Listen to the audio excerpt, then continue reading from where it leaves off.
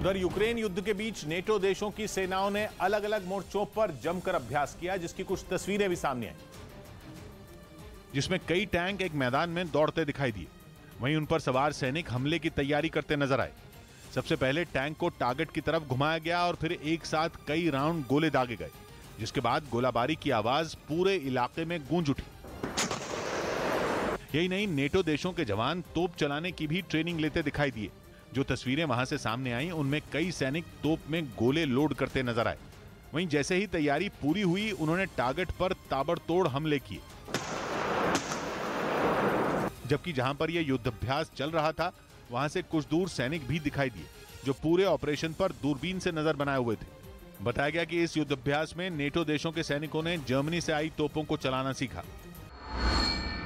वहीं जंग में रूस के साथ खड़े बेलारूस को पुतिन इस्कंदर जैसी घातक मिसाइलों से लैस करने की तैयारी में है। दावा है कि जंग के बीच यूक्रेन ने बेलारूस के पास अपने सैनिकों की तैनाती बढ़ा दी है।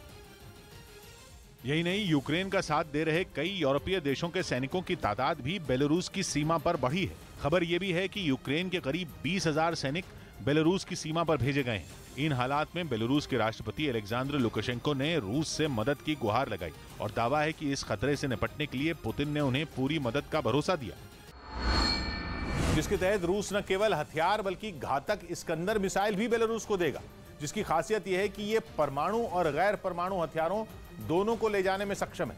यही नहीं, इस्कंदर मिसाइल में 700 किलो विस्फोटक ले जाने की क्षमता है और यह 400 से 500 किलोमीटर दूर तक हमला कर सकती है।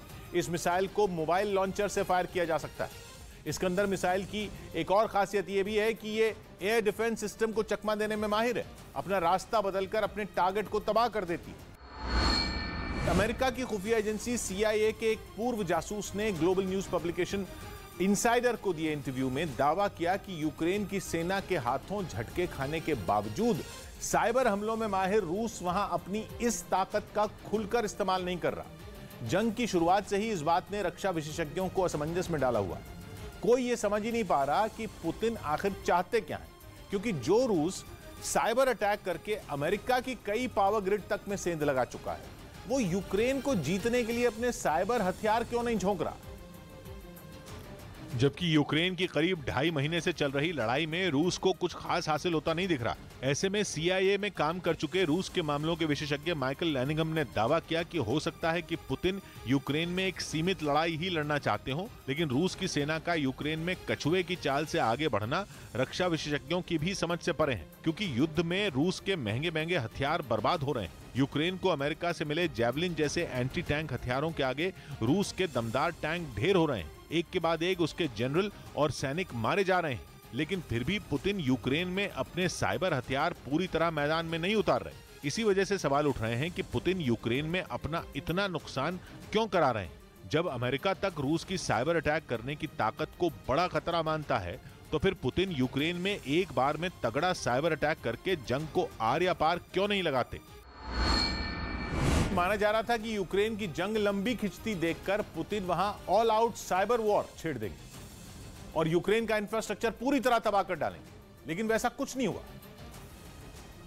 हालांकि यूक्रेन के लिए यह राहत की बात नहीं, क्योंकि CIA के पूर्व एक्सपर्ट ने अपने इंटरव्यू में यह दावा भी किया कि रूस यूक्रेन में लगातार साइबर हमले कर रहा है। वो यूक्रेन के कई सेक्टरों में वाइपर अटैक और distributed denial of service assault कर चुका है। वाइपर अटैक के जरिए दुश्मन के डिवाइस से पूरा का पूरा डेटा ही साफ कर दिया जाता है, जबकि distributed denial of service attack में कंप्यूटर नेटवर्क को ठप कर दिया जाता है ताकि कोई इस्तेमाल ही न कर सके। और तो और बताया गया कि रूस यूक्रेन की बत्ती गुल करने की फिराक में भी था, जिसके लिए पिछले महीने ही वो यूक्रेन के पावर इंफ्रास्ट्रक्चर पर बहुत बड़ा साइबर अटैक करने वाला था, लेकिन यूक्रेन ने उसके प्लान पर पानी फेर दिया।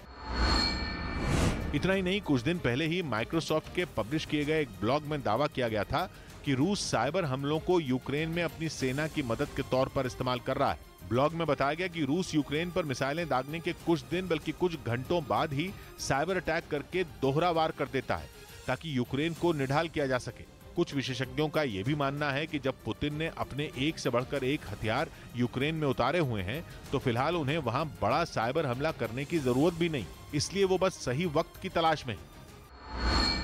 खबर है कि ब्रिटेन के PM बोरिस जॉनसन के स्वीडन और फिनलैंड दौरे से पुतिन भड़क गए। वो पहले ही बोल चुके हैं कि अगर स्वीडन और फिनलैंड नेटो में शामिल हुए तो ये पश्चिमी देशों का डर दिखाएगा, क्योंकि स्वीडन और फिनलैंड दोनों रूस के पड़ोसी देश हैं और यूरोप की सुरक्षा में उनका अहम रोल है। खबर है कि स्वीडन और फिनलैंड के दौरे पर गए बोरिस जॉनसन चाहते हैं कि ये दोनों देश जल्द से जल्द नेटो का हिस्सा बन जाएं। उन्होंने स्वीडन पहुंचकर इस बारे में बात भी की। यही नहीं, उन्होंने वहां की प्रधानमंत्री से मांग की कि ब्रिटेन और स्वीडन एक दूसरे के साथ सैन्य अभ्यास करें। Two countries even closer together, it will allow us to share more intelligence, bolster our military exercises. कहा जा रहा है कि नेटो की ओर से दोनों देशों को मैड्रिड समिट से पहले न्योता भेजा जाएगा। इससे पहले दोनों देश नेटो में शामिल होने से बचते रहे थे, लेकिन रूस ने यूक्रेन में जिस तरह से जंग छेड़ी है उसके बाद ये मांग उठने लगी। लेकिन रूस इसके सख्त खिलाफ है। पुतिन तो आग बबूला हैं और नेटो को कायर बता रहे हैं। वहीं ब्रिटेन के अखबार द डेली मेल ने दावा किया कि रूस भले ही अपने यहां सब कुछ ठीक होने का दावा कर ले, लेकिन उस पर लगे सख्त प्रतिबंधों की वजह से उसकी अर्थव्यवस्था को इतना तगड़ा झटका लगा है कि 3 दशक का रिकॉर्ड टूटने को है। द डेली मेल ने इसके लिए खुद रूस का ही हवाला दिया है। दावा है कि रूस के वित्त मंत्रालय की एक रिपोर्ट लीक हुई है जिसमें आशंका जताई गई है कि इस साल रूस की जीडीपी 12% गिरेगी, जो कि अगर सच हुई तो ये रूस की जीडीपी में 1994 के बाद सबसे बड़ी गिरावट होगी। जीडीपी का गिरना ही किसी भी देश के पसीने छुड़ा देता है और 12% की गिरावट तो बहुत बड़ी होती है। इसी वजह से कहा जा रहा है कि रूस की जीडीपी में 12% की गिरावट पुतिन की साख पर बट्टा है, क्योंकि रूस की अर्थव्यवस्था के इतने बुरे दिन तो तब भी नहीं आए थे जब सोवियत संघ के टुकड़े होने के बाद रूस सिर उठा रहा था। मतलब अमेरिका के हाथों शीत युद्ध की हार ने भी रूस को उतनी बड़ी चोट नहीं पहुंचाई जितनी रूस के यूक्रेन पर हमले के बाद उस पर अमेरिका समेत पश्चिमी देशों के लगाए प्रतिबंधों ने पहुंचा दी। ये रिपोर्ट भी तब लीक हुई जब 3 दिन पहले ही अमेरिका, ब्रिटेन और जर्मनी जैसे G7 के देशों ने रूस पर नए प्रतिबंध लगाए थे। युद्ध की वजह से आलोचना झेल रहे पुतिन के लिए सबसे बड़ा झटका है, क्योंकि रूस की अर्थव्यवस्था पर जंग की ये पड़ी मार 3 दशकों में सबसे अधिक है। जबकि इससे पहले रूस की इकोनॉमी मिनिस्ट्री ने इस साल जीडीपी में 8% की गिरावट होने का अनुमान जताया था। हालांकि रूस का वित्त मंत्रालय लीक हुई रिपोर्ट को गलत बता रहा है। काला सागर में डॉल्फिन की मौत की घटनाएं बढ़ती जा रही हैं, जिसके लिए वैज्ञानिकों ने रूस और यूक्रेन की जंग को वजह बता दिया। हालांकि काला सागर में लगातार डॉल्फिन की हो रही मौत के पीछे कुछ और वजह भी हो सकती है, क्योंकि काला सागर में डॉल्फिन सिर्फ समुद्री जीव नहीं है, बल्कि खबर है कि रूस की फौज ने भी कई डॉल्फिन तैनात की हुई हैं। दिखने में तो ये आम डॉल्फिन जैसी ही हैं, लेकिन ये रूस की फौज से ट्रेनिंग ले चुकी। ऐसी डॉल्फिन जो बेहद खतरनाक हैं, बारूदी सुरंग तक लगाने में माहिर, पानी में काफी गहराई तक जासूसी करने में भी माहिर है।